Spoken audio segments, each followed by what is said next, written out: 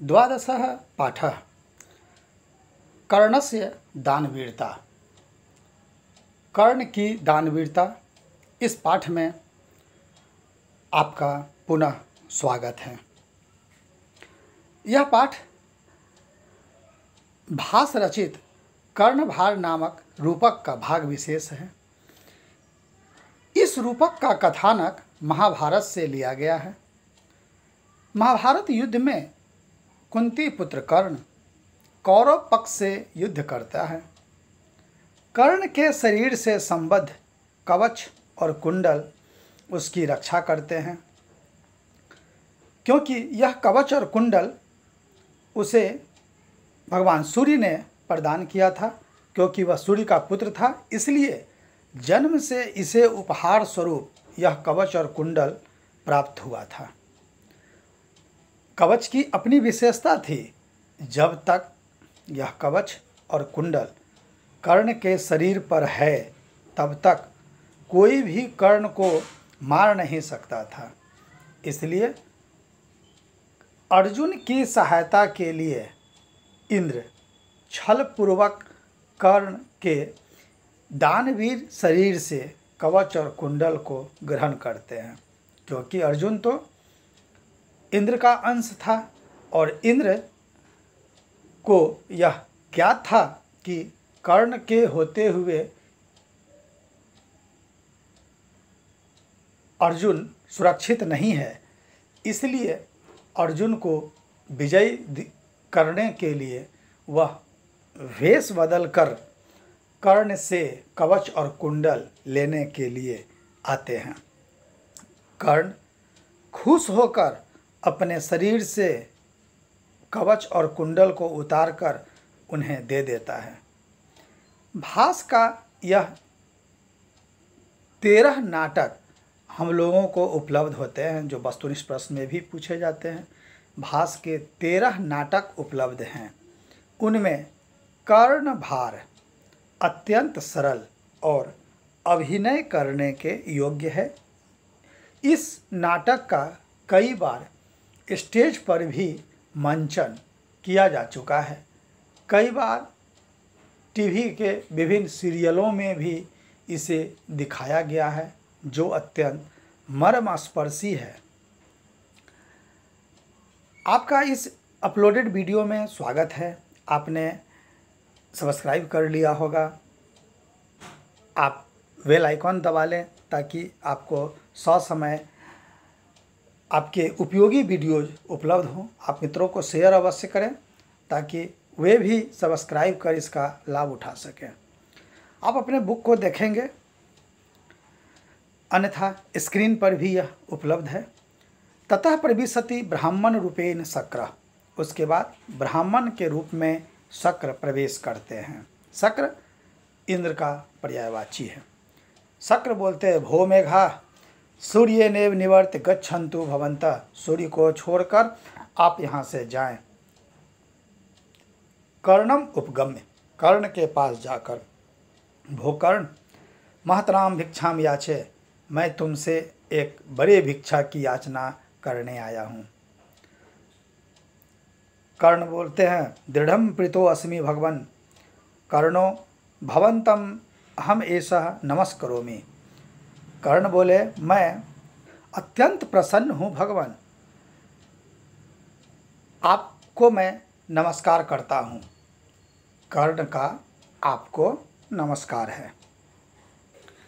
शक्र आत्मगतम, इंद्र अपने मन में सोचते हैं, किम नु खलु मया वक्तव्यम यदि दीर्घायु भवेति इति वक्ष्ये दीर्घायु भविष्यति, यदि न वक्ष्ये मूढ़ इति मांग परिभवति, तस्मात् उभयं परिहृत्य किम नु खलु वक्ष्यामि भवतु दृष्टम। प्रकाशम आत्मगतम, अपने मन में सोचते हैं कि मैं इसे क्या आशीर्वाद दूं। चूँकि कर्ण ने इन्हें नमस्कार किया था, तो परंपरा और शिष्टता के मुताबिक इंद्र को इन्हें आशीर्वाद देना था। और इंद्र, चूँकि युद्ध महाभारत का नज़दीक था, इसलिए इंद्र असमंजस में पड़ जाते हैं और सोचते हैं, यदि दीर्घायु होने का मैं इसे आशीर्वाद देता हूँ तो यह दीर्घायु हो जाएगा, यदि नहीं बोलता हूँ तो यह मुझे मूढ़ समझता है। इसलिए इन दोनों से हटकर मैं इसे कुछ नया आशीर्वाद देता हूँ। और अपने मन में वह सोचते हैं, ठीक है, मैं देखता हूँ कि इसे क्या आशीर्वाद दिया जा सकता है। और इतनी बातें तो अब तक वो अपने मन में समझ रहे थे। आप लोग समझ गए होंगे कि आत्मगतम का अर्थ है अपने मन में सोचना।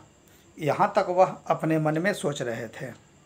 अब प्रकाशम, अब सामने बोलते हैं, भोकर्ण सूर्य इव चंद्र इव हिमवान इव सागर इव तिष्ठतु ते यशः। इंद्र आशीर्वाद देते हैं कर्ण को कि हे कर्ण, सूर्य की तरह, चंद्रमा की तरह, हिमालय की तरह, सागर की तरह तुम्हारा यश संपूर्ण संसार में फैले।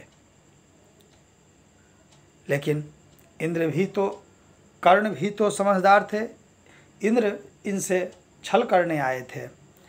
आप समझ गए कि इंद्र ब्राह्मण का वेश धारण करके कर्ण से कवच कुंडल लेने के लिए छल करने आए थे, जबकि कर्ण भी ज्ञानी और अत्यंत समझदार थे। उन्होंने कहा, भगवान किम न वक्तव्यम दीर्घायु भवेत इति अथवा एतदेव शोभनम।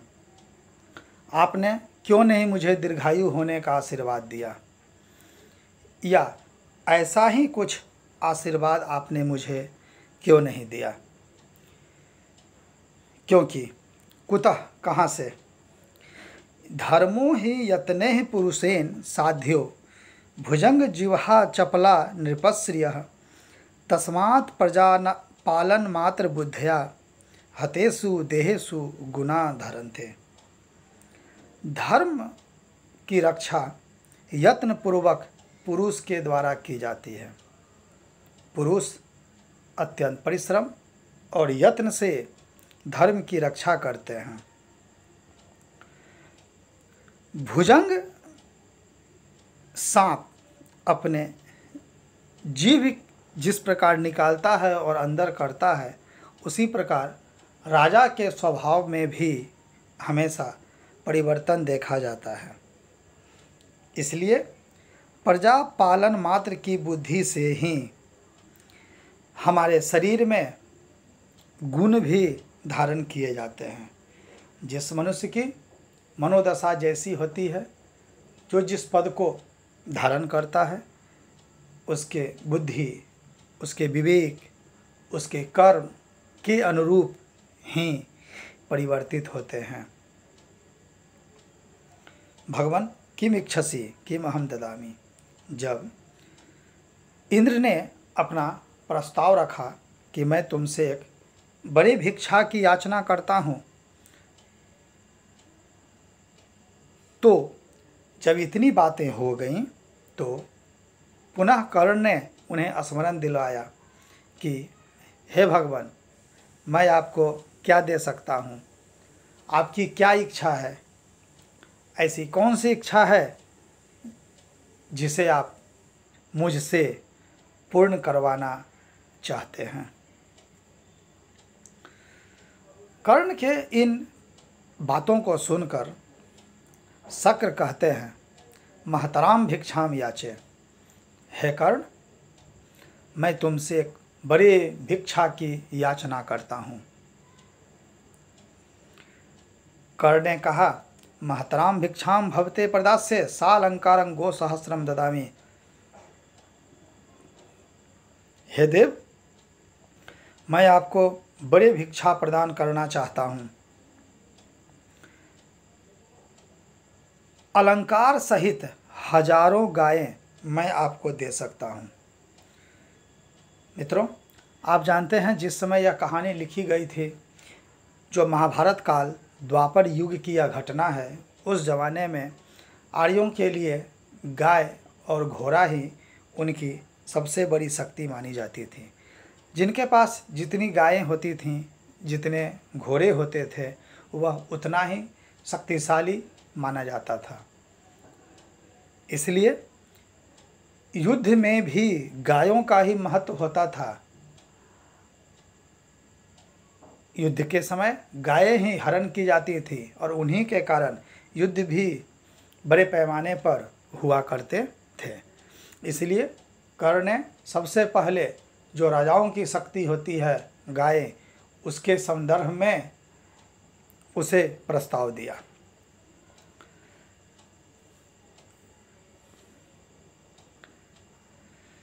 पुनः शक्र ने कहा, गो सहस्रमिति मुहूर्तकम क्षीरम पिबामी न इच्छामी कर्ण न इच्छामी।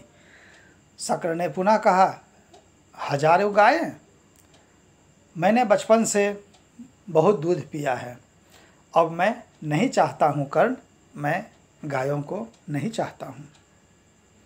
कर्ण, किम न इच्छति भवान, क्या आप नहीं चाहते हैं? इदम अपि सूर्यताम बहुसहस्रम बाजिनाम ते ददामी।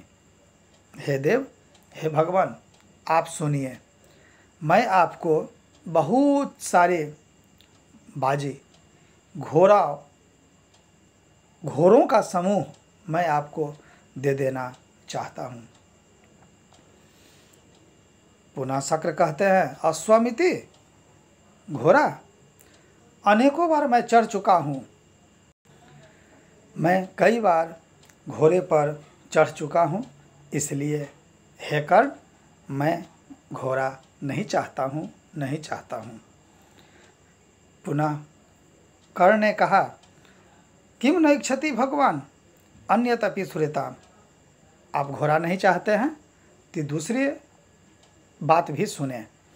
वर्णा नाम एकम वृंदमपि ते ददामी। मैं आपको हाथियों के झुंडों का एक समूह आपको दे देता हूँ।